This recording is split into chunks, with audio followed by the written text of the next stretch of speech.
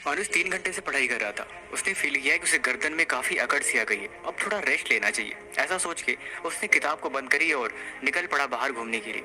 जैसे ही वो बाहर गया, जाते टाइम बालकनी में देखा कि पापा उसके अभी ऑफिस से आके जूते निकाल रहे हैं। पापा फोन पे शायद किसी से बात कर रहे हैं। हाँ हाँ, मेरा लड़का पढ़ाई कर रहा है। नहीं नहीं, इस बार तो करेक्ट कर ही लेगा।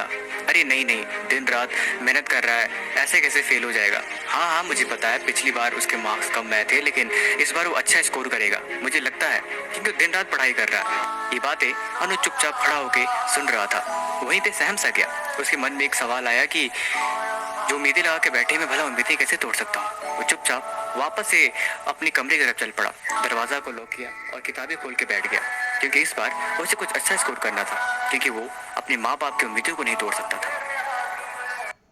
और अब धनिया की मम्मी ने बनाया था छोले भटूरे, और धनिया को बहुत पसंद है छोले भटूरे। दबा के छोले भटूरे खाए धनिया ने। आधे पौने घंटे बाद धनिया गया टॉयलेट में। धनिया ने सोचा चलो यार थोड़ा हल्का होके आता हूँ, और आपके और हमारी तरह ही धनिया फोन लेके बैठा था टॉयलेट। अब कुछ तो भी हुआ, धनिया पेट साफ कर रहा था मजे से। थोड़ी देर लंबा खींच गया धनिया का कार्यक्रम। अब फोन खेलते खेलते उसका फोन गिर गया टॉयलेट। तो धनिया परेशान हुआ और धनिया ने बोला हे भगवान प्लीज बचा लो।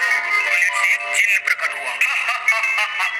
धनिया, मैं तुम्हारी पढ़ाई से बहुत खुश हूँ, बताओ मैं तुम्हारे लिए क्या कर सकता हूँ। अरे जिन अंकल प्लीज मेरा फोन निकाल दो, मेरा फोन गिर गया टॉयलेट में। परेशान मत हो धनिया, और ये लो सोने का फोन, मैं तुम्हें गोल्डन फोन देता हूँ। मगर अब धनिया ने वो बचपन में कुल्हाड़ी वाली कहानी सुन रखी थी, जिसमें गरीब लक्कड़ आरे की कुल्हाड़ी पानी में गिर जाती है और एक देवी निकल के आके उसे सोने की कुल्हाड़ी देती है, पर लड़का ईमानदारी से मना कर देता है। ईमानदारी का परिचय देते हुए धनिया ने कहा नहीं जिन अंकल ये फोन मेरा नहीं है। बेटा धनिया, ये सोने का फोन नहीं है, तुम्हारा ही है, खोलो एक बार। भाई धनिया को तो किसी ने बचा लिया। क्या आप भी टॉयलेट में फोन यूज करते हो? कमेंट से जरूर बताना। दादा दादी एक कमरे में सो रहे थे, धनिया दूसरे कमरे में सो रहा था। घर में चोर घुस गया। चोर ने देखा सब लोग सो रहे हैं और चोरी करना शुरू कर दिया। थोड़ी देर बाद चोर को शक हुआ कि कोई जगा हुआ है।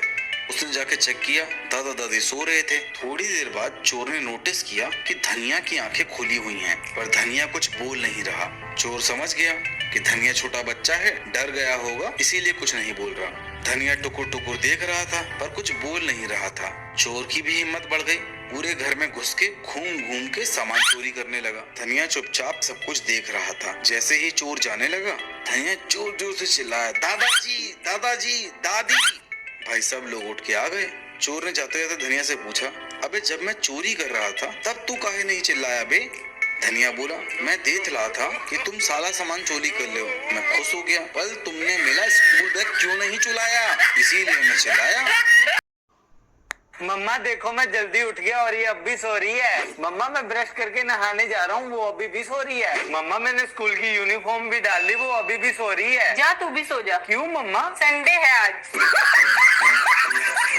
बड़े पिता अपने बेटे के साथ एक बगीचे में बैठे थे। पिता ने एक कौवा देखा तो उन्होंने अपने बेटे से पूछा, यह क्या है? बेटे ने कहा, यह एक कौवा है। कुछ मिनट बाद पिता ने फिर पूछा, यह क्या है? बेटे ने कहा, डैड अभी अभी तो मैंने बताया है कि यह एक कौवा है। कुछ मिनट बाद पिता ने तीसरी बार पूछा, यह क्या है? बेटे ने कहा, डैड आप तो परेशान कर देते हैं, बताया तो यह एक कौवा है। कुछ समय पश्चात पिता ने चौथी बार अपने बेटे से पूछा, यह क्या है? इस बार बेटा गुस्से में चिल्लाया, क्या आप पागल हैं? मैं आपको कई बार बता चुका हूँ कि यह एक कौवा है, यह एक कौवा है, फिर भी आप एक ही सवाल बार बार पूछ रहे हैं। इस पर पिता बोले, बेटा तुमने सिर्फ 4 बार उत्तर दिए और तुम्हें जलन होने लगी। जब तुम 3 साल के थे और मेरे साथ इसी बगीचे में खेलने आए थे तो तुमने मुझसे 24 बार पूछा था यह क्या है, और मैंने 24 बार जवाब दिया था कि यह एक कौवा है, लेकिन फिर भी मैं बहुत खुश था।